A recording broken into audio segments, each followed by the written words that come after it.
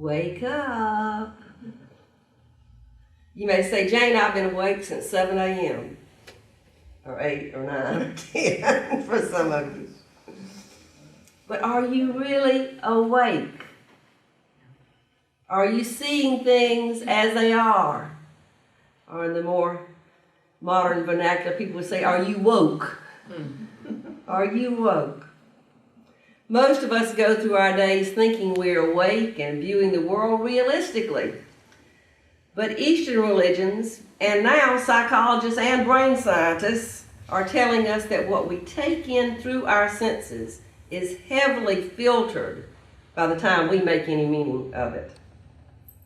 We want things to be the way that we see them now, and we make them fit into whatever that way is subconsciously.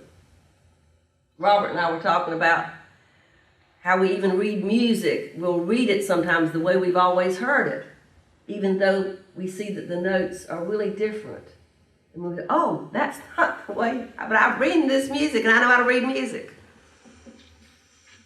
Occasionally, some of those filters may be lifted, and we have what some call an epiphany, an awakening. Sometimes those awakenings, though, are very gradual. Most of the time, they're gradual. But sometimes they come all at once, and we wonder, wow, why didn't I see that before? Have you had some things like that in your life? Yeah. Most of my awakenings have been gradual. But I had one of those pivotal moments, and I've shared this with you before. Those of you who've been around long enough, that Decembers and Christmas are very, very difficult for me. For all practical purposes, my marriage of almost 30 years ended on Christmas Day back in 1997. But I'm very grateful for that day too. Because until then, I had been blinded by tradition, by my own image of myself, by my family views, and quite frankly, by love. I took my marriage vows very seriously and never thought that I would get a divorce.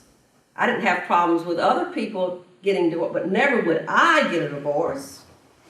Whatever it took, I would be there, no matter what. But that Christmas was different. I remember the spot where I was standing in the home I'm still living in.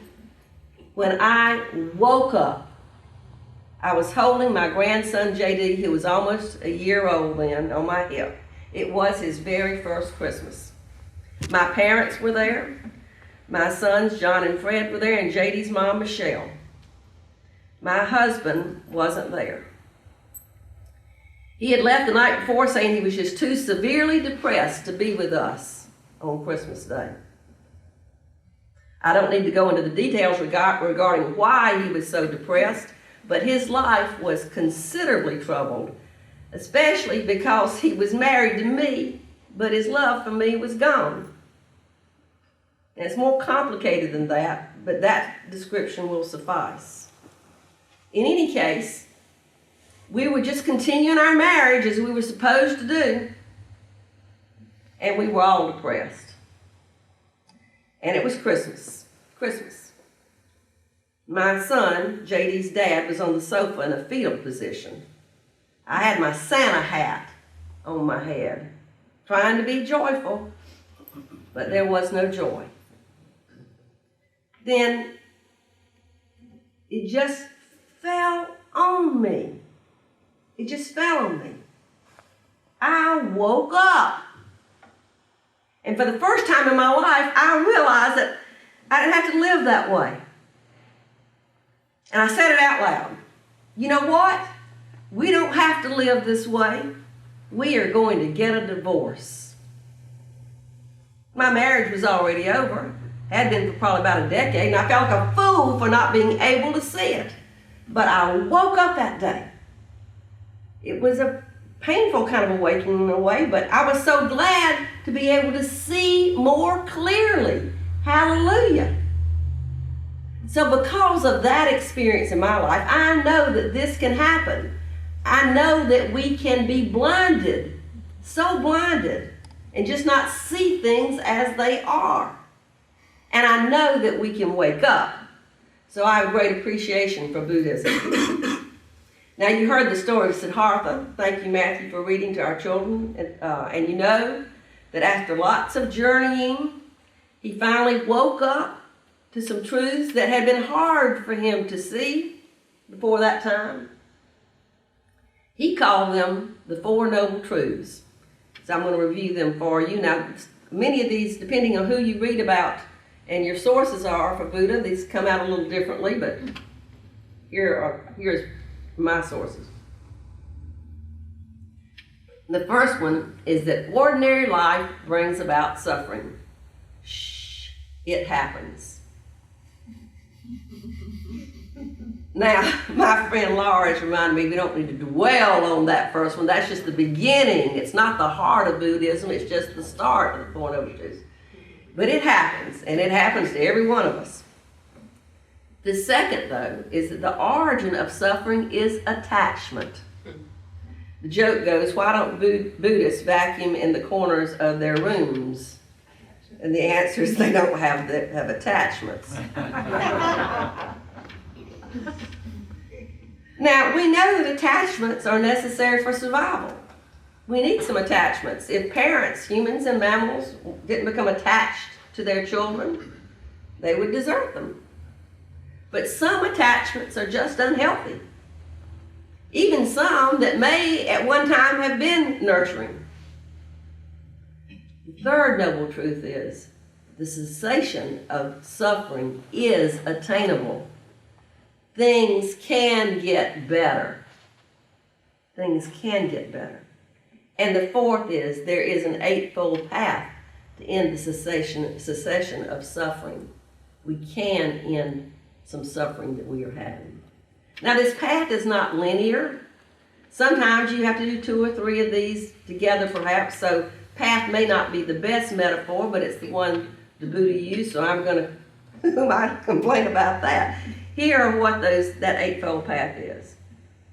Right view, right intention, right speech, right action, right livelihood, right effort, right concentration, right mindfulness. Now you can preach whole sermons and write whole books on any one of those, right?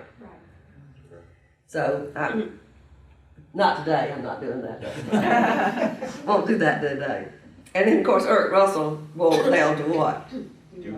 Do right. These noble truths and past enlightenment are lifted up in all Buddhist traditions, but they do have lots of different ideas about these. Buddhism is similar to Christianity or anything else, you know. There are a lot of different groups that read it differently, see it differently, have different traditions. In the Theravada Buddhist tradition, your affliction due to attachment and ignorance will successfully be burned away through stages of enlightening experiences until the final stage when full enlightenment is achieved. At this point, nirvana has been reached and the material world of form ceases to arise, which means a fully enlightened being will cease to exist from our perspective. I'm getting this from Reverend Doug Taylor, I should have shared with you. And we will cease to arise from their perspective. Only a few can achieve this state. In this version of how it works, none of us here are fully enlightened or anywhere close. Mahayana Buddhism, on the other hand, is not interested in such a goal, or more specifically, the goal is seen as unachievable until all sentient beings are ready and we can all transcend together. However, the possibility of this being achieved by all sentient beings is, from our current perspective, so minimal that we can say this final goal is not really attainable. Therefore, Mahayana Buddhism is not interested in such a goal. Instead, some of those folks say that enlightenment is ongoing and ongoing. There is no final point when someone can say, I am fully enlightened. As Ken Wilber, a philosopher, says, in this sense, you are never fully enlightened any more than you would ever say something like, I am fully educated. I am fully, now you wouldn't say I'm fully educated. I was going back after I finished seminary to take another class from Mark Morrison Reed, and Greg said, I thought you said you were through taking classes. I said, no, I said I had enough degrees. I think 5, whatever I got is enough. I'm not going to get any more degrees, but I'm not through taking classes. I'm not through being a student, you know. You're never fully educated, and you're never fully enlightened. I can go along with that, I think. What I have a harder time going along with is any of the assertions that some of the Buddhist traditions have of reincarnation or afterlife. I'm not saying it's not so. I'm saying I don't know. I believe in life before death. And one is enough for me to work on. So I'm working on this one. In any case, many of the values and ideals that we lift up as Unitarian Universalists, many of our principles and values, are good Buddhist ideals. Of course, Christians might say they're good Christian ideals as well, and they are. But I think what we do not have in Western religions, what we don't do very well, is the practice of letting go. Practice of letting go that Buddhism encourages. We mainly suffer because we think that things are enduring when really they're changing. So how do we get to this state when we can more realistically let go? The best way to let go and be really able to take that first step of waking up is to do what the Buddha did. Nothing. He just sat down and did nothing. And he attempted to think nothing as well, except experience what was going on around him. I came to this understanding better while having trouble with using the internet. If there are problems with my computer or my modem or my router, sometimes I just need to unplug them. Turn the power off. Let them rest for a little while. Then I can turn it back on and it will reset. Reset so that it'll allow me to see and to connect. My brain's like that too. Often several programs running all at once. While I'm preaching this sermon, I'm listening out for the kids, and I'm thinking about whether or not I'm wearing the best shoes for standing a long time, whether my voice is going to make it all the way through and I can sing with Robert, and noticing all kinds of things about all of you out there. Somebody got up and walked out, those kinds of things. We know what happens to our computers when they're running too many programs, right? Our brains are like that as well. And sometimes we need to unplug. Now, I'm first to confess that I'm not a very good meditator. I've tried all kinds of things, even spending money to go out to California and get trained by Deepak Chopra and get my own special mantra.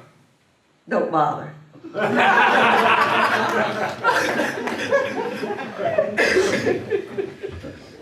I've come to the conclusion that I'm one of those folks who needs a little help to allow my mind to slow down. Occasionally Greg comes home and he finds me sitting there with the television turned on that Catholic channel, listening to those nuns recite the rosary. I don't believe what they're saying. But that repetition and drone helps me to shut what some call a monkey mind, helps me let go of that. So does Buddhist monk chanting, meditation music. We also have a wonderful meditation group that meets here at UUFS. And Laura does a great job in preparing us, perhaps with a reading or reminding us of how we can focus on our breathing and notice that when we start thinking about something else, to just notice that and gently come back to the focus and away from that runaway mind. I found that one of the best ways I can turn it off and forget about all of you, because I do think about you all a lot, more than I should perhaps, and family and everybody else. One of the best ways I can do it is to get in a tub of water and to put my ears into the water. Mm-hmm. I found out, by the way, that I can hear out of my left ear when it's underwater. Isn't that interesting? Put my ears under the water, close my eyes. Just hearing the ripples in the water as I breathe. I can hear that water. Feeling the water around me. Just breathing, listening, feeling.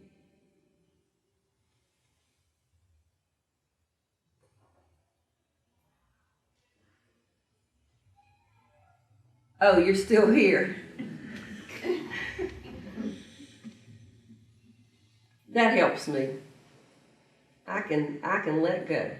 I can let go and reset and be a little bit better able to love, to care, to do good, to do right, as Russell would say.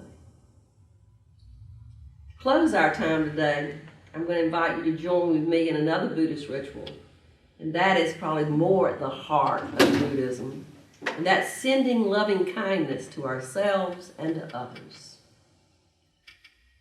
So I ask you to repeat after me. First, to ourselves. May I be happy. May I be happy. May I be healthy. May I be healthy. May I be safe. May I be safe. May I have peace. May I have peace. Now I invite you to think of someone who especially needs some loving kindness today. Maybe somebody in here or somewhere else. Someone who especially needs some loving kindness today. Do you have that person in mind? Repeat after me. May you be happy. May you be happy. May you be healthy. May you be healthy. May you be safe. May you be safe. May you have peace. May you have peace. Now let's send loving kindness to all of those who are gathered here today, this congregation. May we be happy. May we be happy. May we be healthy. May we be healthy. May we be safe. May we be safe. May we have peace. May we have peace. And now let us send that loving kindness to the world. May all beings be happy. May all beings be happy. May all beings be healthy. May all beings be healthy. May all beings be safe. May all beings be safe. May all beings have peace. May all beings have peace. Namaste.